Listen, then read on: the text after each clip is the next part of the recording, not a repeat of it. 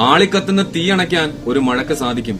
എന്നാൽ ആർത്തിരമ്പി വരുന്ന മഴവെള്ളം പ്രളയമായി മാറുമ്പോ പ്രകൃതിയുടെ പരീക്ഷണത്തോട് ചേർത്ത് നിൽക്കാൻ മനുഷ്യനും കല്ലിനും മണ്ണിനും സാധിച്ചെന്ന് വരില്ല. അതിനാൽ ഇനിയുള്ള 5 ദിവസങ്ങൾ കേരളം ഓർത്തിരിക്കണം, കേട്ടിരിക്കണം ഇനി പറയുന്ന കാര്യങ്ങള്. അപകട സാധ്യതയുള്ള പ്രദേശങ്ങളിൽ വസിക്കുന്നവർ സുരക്ഷിതമായ മറ്റൊരിടത്തേക്ക് മാറി താമസിക്കുക. വീടിനും നാടിനും ഭീഷണിയാകും വിധമുള്ള അപകടാവസ്ഥയിലുള്ള മരങ്ങൾ, മതിലുകൾ, പോസ്റ്റുകൾ എന്നിവകൾ സുരക്ഷിതമാക്കുക.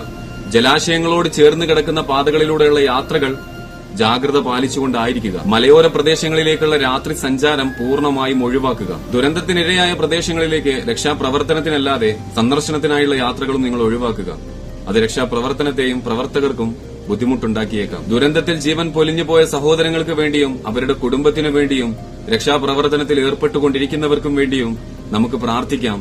കരുതലോടെ, ചെറുത്തുനിൽപ്പോടെ, ഒറ്റക്കെട്ടായി അതിജീവിക്കാം.